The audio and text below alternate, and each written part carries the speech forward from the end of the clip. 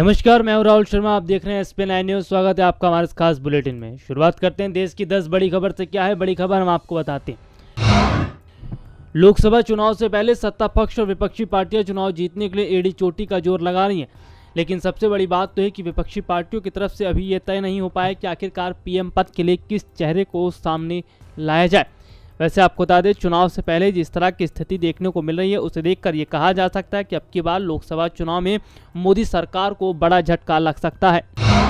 लोकसभा चुनाव से पहले पश्चिम बंगाल की मुख्यमंत्री ममता बनर्जी ने जिस तरह से बीते दिनों मेगा रैली का आयोजन किया था, उस दौरान कई विपक्षी नेता आए हुए थे और सभी नेताओं ने जमकर मोदी सरकार पर निशाना साधा। आपको बता दें, इस बात के कयास लगाए जा रहे हैं कि विपक्षी पार्टी के एकजुट होने से मोदी सरकार को झटका लग सकता है। लोकसभा चुनाव नजदीक है और ऐसे में नेताओं के बीच जुबानी जंग देखने को मिल रही है। आपको बता दें, बीते दिनों बीजेपी विधायक साधना सिंह ने बसपा सुप्रीमो मायावती पर अभद्र टिप्पणी कर दी थी, जिसके बाद इस पर जमकर राजनीति हो रही है। आपको बता दें, राष्ट्रीय महिला आयोग ने अभद्र टिप्पणी करने पर बीजेपी विधायक को नोटिस भी भेजा है।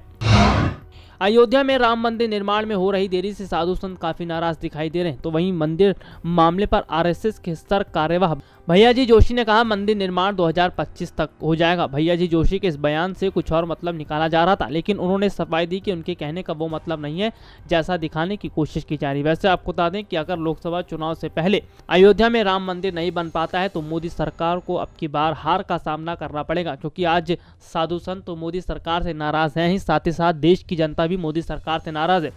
अगर बात की जाए युवाओं और बेरोजगारों की, तो युवाओं और बेरोजगारों को जिस तरह से नौकरियां नहीं मिली हैं उससे वो काफ़ी खफा हैं मोदी सरकार से। ऐसे में ये कहा जा सकता है कि आज देश की जनता मोदी सरकार को पसंद नहीं कर रही, यानी कि देश की जनता मोदी सरकार को अब और सत्ता पर नहीं बिठाना चाह रही है। ऐसे में अगर चुनाव से पहले मोदी सरकार ने बेरोजगारों को रोजगार, युवाओं को सरकारी नौकरी और राम मंदिर निर्माण को लेकर कदम नहीं उठाया तो अब की बार लोकसभा चुनाव में मोदी सरकार को बड़ा झटका लग सकता है। लोकसभा चुनाव से पहले बीजेपी इस बार डरी हुई है, तो वहीं सपा बसपा का गठबंधन बीजेपी को परेशान कर रहा है। लेकिन सबसे बड़ी बात तो है कि इस बार लोकसभा चुनाव में बीजेपी के हारने की आशंका जताई जा रही है, क्योंकि इस बार जनता भी मोदी सरकार को पसंद नहीं कर रही है।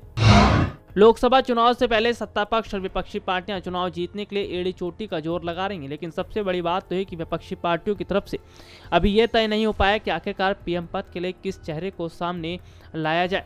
वैसे आपको बता दें कि अभी जिस तरह की स्थिति बनी हुई है उसे देखकर तो ये लगता है कि मायावती और ममता बनर्जी का नाम सामने आ रहा है। वैसे अगर बात की जाए यूपी की, यूपी में सपा बसपा का गठबंधन अगर 50 सीटें लाने में कामयाब हो जाता है तो ऐसे में विपक्ष की तरफ से मायावती का नाम आगे किया जा सकता है। खैर, आने वाला वक्त बताएगा कि विपक्ष किसको PM कैंडिडेट के लिए खड़ा करता है, लेकिन लोकसभा चुनाव से पहले बीजेपी की स्थिति ठीक नहीं दिख रही, क्योंकि आज जनता मोदी सरकार के साथ नहीं है। और सबसे बड़ी बात तो है कि इस चुनाव में अब की बार बीजेपी को बहुत बड़े अंतर से हार का सामना करना पड़ सकता है। विक्की कौशल और यामी गौतम की फिल्म उरी ने सिनेमाघरों में रिलीज होने के बाद काफी धमाल मचाया। आपको बता दें, फिल्म ने अभी तक 100 करोड़ रुपए की कमाई की है और सबसे बड़ी बात तो है कि फिल्म आने वाले दिनों में और बेहतर कमाई कर सकती है।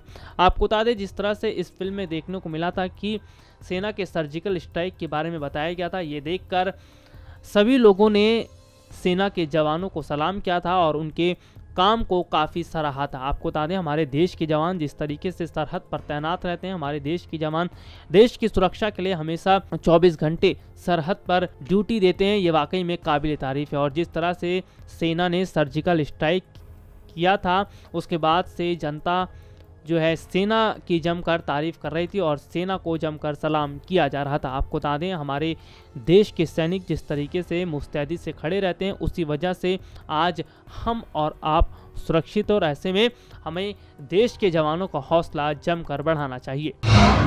NTV के पॉपुलर सीरियल भाभी जी घर पर हैं में अनीता भाभी का किरदार निभाने वाली सौम्या टंडन ने एक प्यारे से बेटे को जन्म दिया है, जिसकी तस्वीर उन्होंने इंस्टाग्राम पर शेयर की। वैसे आपको बता दें, बीते कुछ दिनों से अनीता भाभी सीरियल में नजर नहीं आ रही थी। बॉलीवुड फिल्मों के सुपरस्टार इमरान हाशमी की फिल्म वाई चीट इंडिया भले ही सिनेमाघरों में रिलीज हो गई, लेकिन फिल्म ने कोई बेहतरीन कमाई नहीं की है।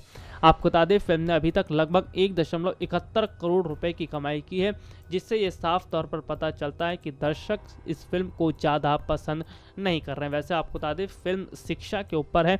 जिस तरीके से देखने को मिला है कि आज के एजुकेशन सिस्टम में किस तरीके से पैसों का इस्तेमाल ज़्यादा किया जाता है, उसके बारे में फिल्म में बताया गया है।